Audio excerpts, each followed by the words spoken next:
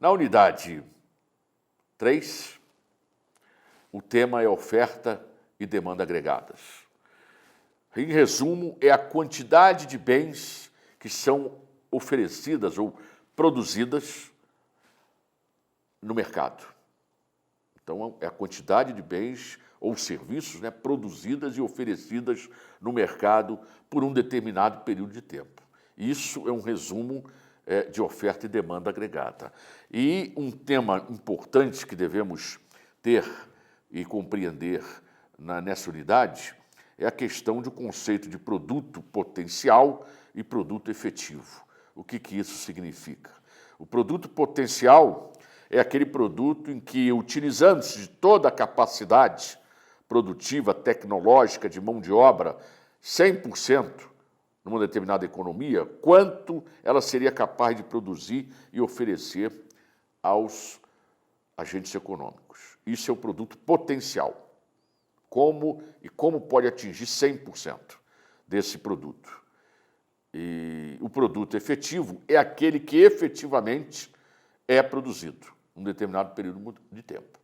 Então é importante compreender essas diferenças. O produto potencial é aquilo que eu, utilizando 100% de toda a minha tecnologia, de toda a capacidade produtiva, de todo o mercado de trabalho disponível, o quanto eu produziria e ofertaria para o mercado. Diferentemente do produto efetivo, que é aquilo que eu estou efetivamente produzindo num determinado período de tempo. É importante entender que no conceito de oferta e demanda agregada, nós temos a curva de oferta e a curva de demanda agregada.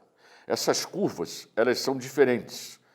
Uma é inversamente proporcional, a outra é diretamente proporcional. O que eu quero dizer com isso é o seguinte: a relação entre preço e quantidade de produtos. A curva de oferta relaciona esse preço e quantidade a serem ofertadas pelos produtores. Então, podemos chegar à conclusão que é uma curva ascendente, diretamente proporcional ao preço. Quanto maior o preço, mais oferta de produto, mais produção os empresários ou as empresas estarão disponibilizando para o mercado. A questão importante também é com relação à curva de demanda, que é uma curva inversamente proporcional. Quer dizer, quanto nós, consumidores, estamos dispostos a consumir a um determinado preço. Então, diferentemente da curva de oferta, que é proporcional e diretamente proporcional ao nível de preços, a curva de demanda é inversamente proporcional. Quanto menor o preço de um produto, maior quantidade de produto eu vou querer, nós consumidores, consumir. O produto, outro conceito importante, o produto de longo prazo, ele é considerado fixo. Por quê?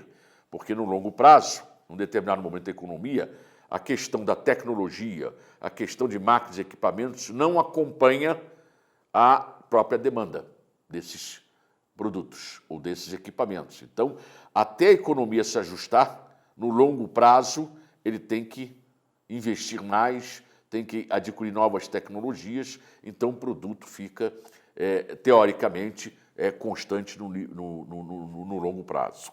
No curto prazo, como acabamos de ver a questão da curva de demanda, o conceito de curva de demanda, o nível geral de preços, ou o produto, é função do nível geral de preços. Quanto maior o preço, menor a quantidade consumida, quanto menor o preço, maior a quantidade produzida. Inversamente, isso para os produtores. Quanto maior o preço, maior a quantidade produzida, quanto menor o preço, menor a quantidade produzida. Temos também a questão das variáveis que podem afetar diretamente ou não a demanda e a oferta. Porque, como disse anteriormente, as duas curvas, os dois conceitos estão relacionando diretamente preço e quantidade de produto. Mas existem outras variáveis, chamadas variáveis exógenas ao modelo, que afetam também a questão da determinação dessas curvas. Por exemplo, o nível de emprego. Por exemplo, o nível de taxa de inflação. Por exemplo, o nível de tecnologia.